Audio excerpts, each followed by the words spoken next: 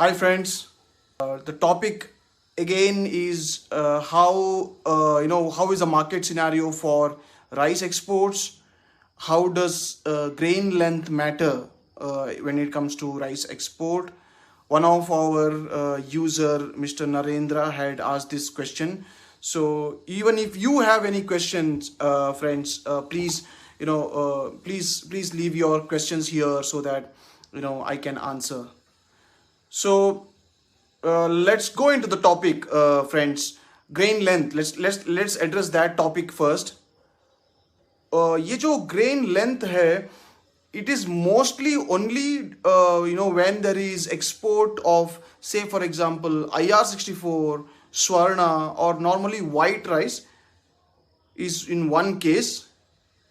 Even in that, for that matter, parboiled rice also, but mostly it comes under IR64 and Swarna rice, and then it comes under Basmati as a category, where length becomes very important. Meaning, if you go to, say for example, Karnataka, Tamil Nadu, Andhra Pradesh to buy rice, you will not have this question of asking what is the grain length, because most of the millers, if they are involved in rice like Sona Masuri, Kolam, HMT, RNR, Nellore Sona, non-BPT, ADT 37 idli rice, all this BPT rice, Ponni rice, all these rice, normally length does not come into the discussion much. Nobody talks about grain length in these rice. But when it comes to, for example, Swarna, when it comes to white rice, parboiled rice, which is for the export market, that is where grain length comes into the picture. So there was a question by one of the user दोस्तों कि 5.8 mm और 6 mm में क्या फ़र्क होता है, कैसे हम उसको पहचाने, और ये कितना मायने रखता है, that difference of 0.2 mm. So basically दोस्तों, अगर आप एक्सपोर्ट कर रहे हो और कस्टमर आपसे IR64 मांग रहा है, तो नॉर्मली वो एक एक्सपेक्टेशन होता है कि उनको 6 mm का राइस मिले मिनिमम. और if you look at, say for example, Raipur, Chhattisgarh, Gondia, Valsad, Chandrapur, these kind of regions in Maharashtra, there the IR64 normally is 5.9, 5.8, 5.96 mm range. Whereas if you go to Kolkata, Burdwan region and Kolkata region, you can also find 5.8 mm, but you can also find 6 mm, 6.2, 6.5 mm rice also. So normally वहाँ पे आपसे Miller direct पूछता है कि आपको length क्या requirement चाहिए, length requirement क्या चाहिए. So based on your length, because in Kolkata, in Burdwan, it is not necessary कि वो उसको IR64 ही बोले, right? जैसे फॉर एग्जांपल साउथ में, आंध्रा में 10-10 वेराइटी होता है, 1010. वैसे लोकल नेम्स आर डिफरेंट. बहुत सारे रीजन में लोकल नेम्स अलग होते हैं. So it becomes very important कि आप मिलर के साथ शेयर करो कि आपको लेंथ रिक्वायरमेंट क्या चाहिए. And this is very specifically Burdwan में millers are very use to this. They will ask you for grain length. आपको 6 mm चाहिए, आपको 5.8 mm चाहिए, आपको 5.4, 5.2 mm चाहिए. जो भी चावल 5.2 mm रेंज में आता है, दे you can actually normally sell it as Swarna rice or short grain rice. कुछ लोग शॉर्ट ग्रेन IR64 या शॉर्ट ग्रेन IR भी बोलते हैं. So this short grain IR is actually normally told for rice which is 5.8 mm or 5.6 to 5.8 mm, right? लेकिन normally जो IR64 अगर कोई बोलता है तो ही means it has to be 6 mm, right? तो 5.8 mm और 6 mm में काफ़ी फ़र्क है my friends, because normally 5.8 mm rice, if a customer is expecting कि आप उसे 6 mm वाला चावल दो, IR64 वाला चावल दो, and if you give him 5.8 mm wala chawal, it is normally very very visible for because the length it is clearly visible कि ये length छोटा दिख रहा है. And then grain length is always checked by third party inspection companies जिनके पास vernier caliper होता है, and lot of rice mills will also have this caliper जो आप जिसमें आप चावल का लेंथ नाप सकते हो, right? So 5.8 और 6 mm राइस में बहुत फर्क है दोस्तों. If you are promised somebody IR64 6 mm, you have to buy at least 5.9 to 6 mm rice. 5.8 will not be suitable most of the times, I would say. Bardhaman, Kolkata mein the millers are very very informed. Raipur, Chhattisgarh, Gondia, Nagpur maybe they are very very informed about grain length, because a lot of exports happen from this region for IR64 raw, parboiled rice and Swarna rice. Right. तो एक question था about grain length. So basmati में again I think we spoke about in the last week. Basmati में भी ऐसा होता है 1121 का grain length versus 1509 का grain length versus 1401 का grain length. सब अलग अलग है. 1121 maximum grain length है 8 to 8.5 mm. तो grain length really matters, my friends. Whereas Sona rice, Idli rice, Ponni rice, all the south varieties of rice, normally there is no discussion around grain length normally. जो normally 5 mm range में रहता है ये सब चावल. All Sona Masuri rice, BPT rice, all these are under within 5 mm grain length. But no, most of them, majority of them don't ask for this grain length in these rice. So second दोस्तों, moving on to rice exports.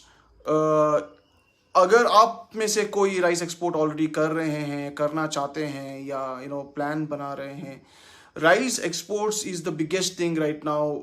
Exports में सब जगह, सब news में यही बात किया जा रहा है. जब से कोरोना का सिचुएशन शुरू हुआ था तब से rice exports has shot up very very very high, right. तो we are almost reaching about 70,000 crore worth exports by India. So India is exporting about 70,000 crores worth of rice. This may non-basmati itself is about 30 to 35,000 crores, and the remaining is basmati चावल का exports है, right? So ये जो export में majority non-basmati, the majority of the sales is coming definitely from this Swarna and IR64. So I have told before also, friends, IR64 and Swarna is a big volume game, right?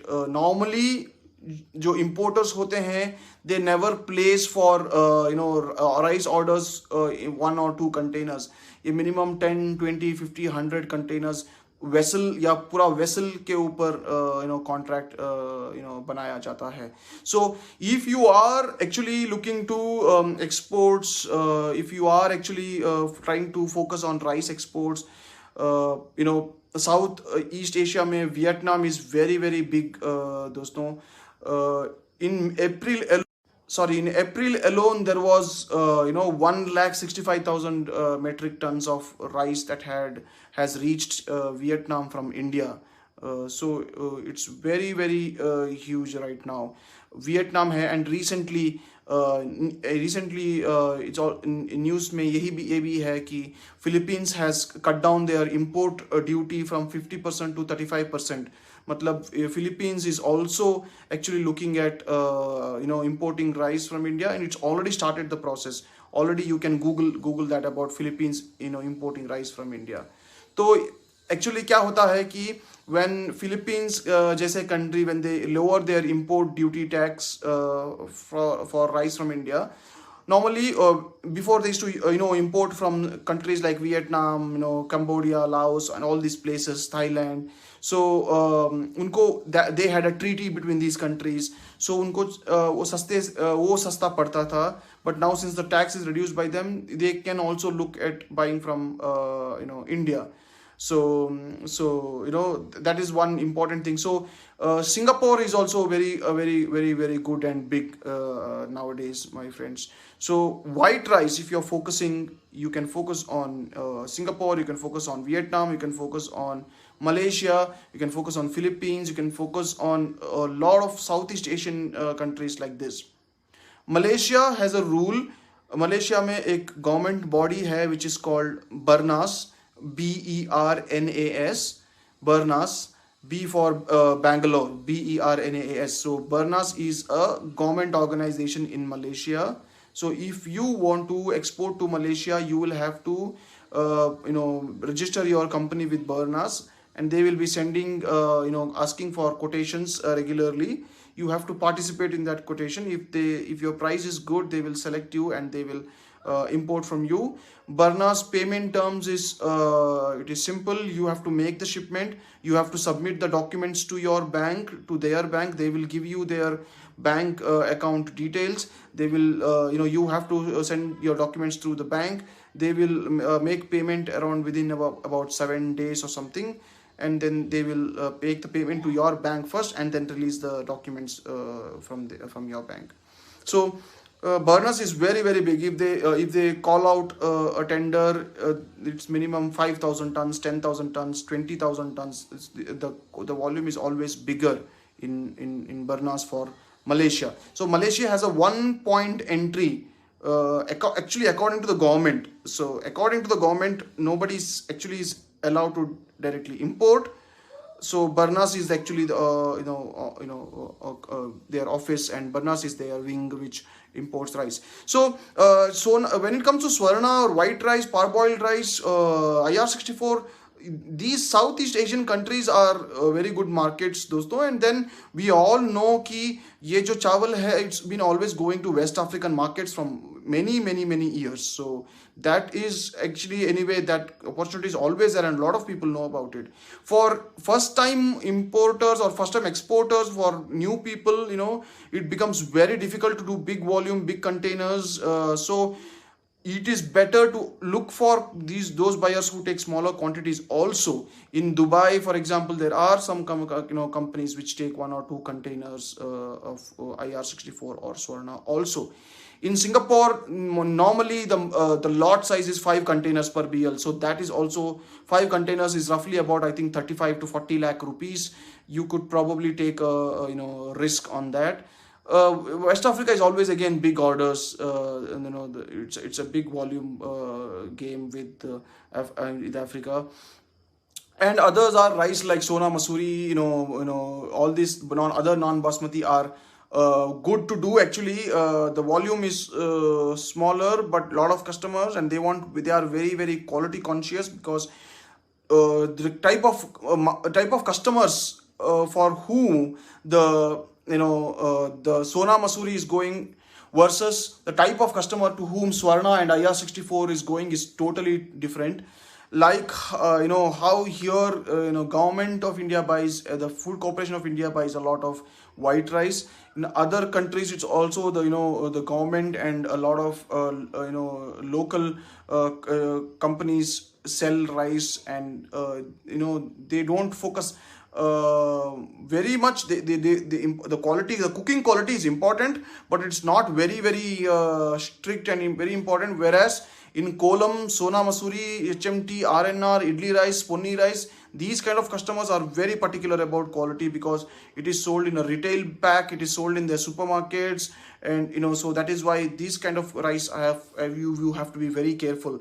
So whether it is a new crop, old crop, all this becomes very very important. What is the moisture in the rice, what is the chalky percentage, all this becomes very very important in these kind of rice. And basmati, of course, it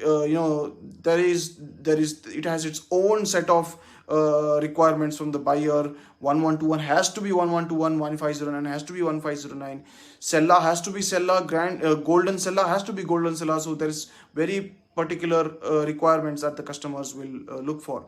So pick a market. You have to एक market select कर लीजिए friends. Pick a market, pick a rice which is very easy for you to source for the starting. Based on that, you then build on that. You have to struggle for a year or two. I myself, friends, had struggled to set up exports for about 5 years actually. So I made losses on losses while doing rice exports. Why? Because I wanted to learn the exports. If any of you think that you should make 50,000 rupees per container? ये सब बहुत kind of wrong news in the market.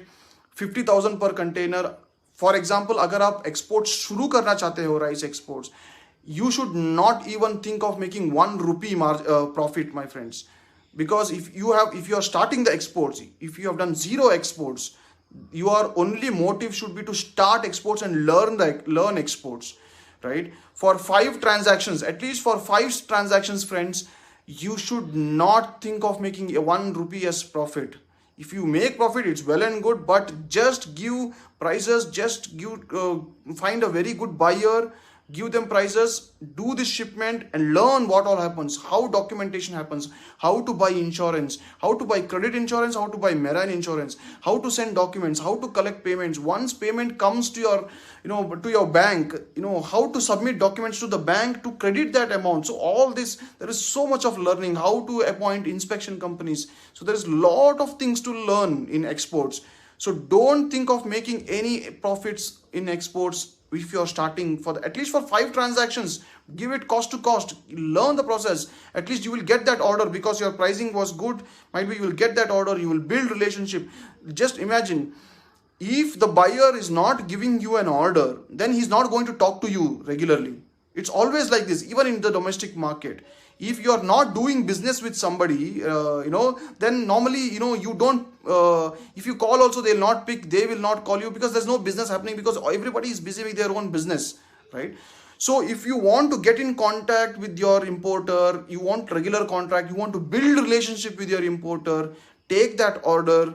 That time he will start picking your calls, he will start replying to your messages, then you will become closer and become friends, and then they will start opening up to you. So don't look at making any profits in the start in exports at all, friends. There are a lot of people who will say, अगर मुझे minimum 50,000 में कमा नहीं पाया एक container में तो मैं नहीं करूँगा. So this is all bullshit, friends, because it does not happen that way. Even if you have started a business, export business, I don't think there is 50,000.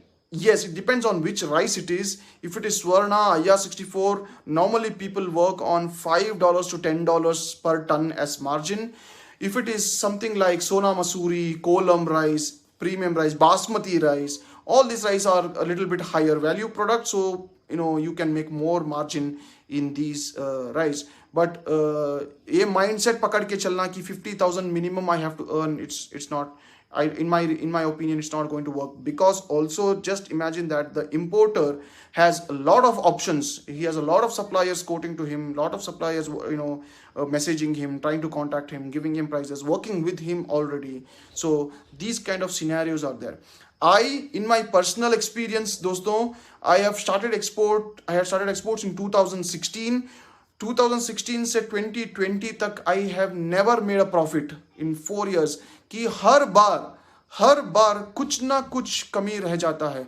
Either pricing is wrong, either suddenly detention charges लग गया and some cost has come, either at the mill right quality was not there, so this inspection companies had to go multiple times, and then the bill went up. So there is so much that I learned in these exports. There's so much money that I lost in this export, which actually has made me very experienced to understand what all costing goes into it. When lockdown started in India, my friends, that is when I saw a very sudden spike in rice exports for my business.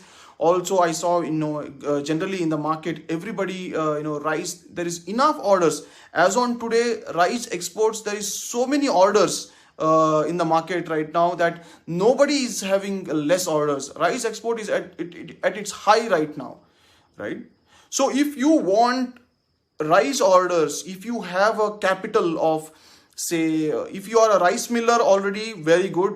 Or if you have capital of 40 to 50 lakhs, you want to do some rice exports, please leave me a message later. We can get in touch with you and try to get you direct orders. You can export yourself directly, and we will also help you and guide you how to do this rice exports, right? But if you are looking for profits from day one, you think it's going to be a cakewalk, then please don't contact us, because it's not going to be easy.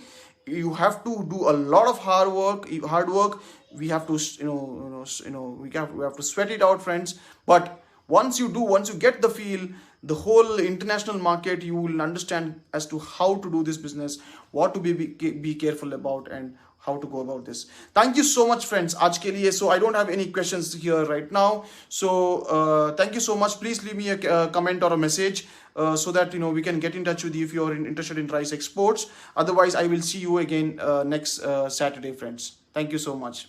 Bye.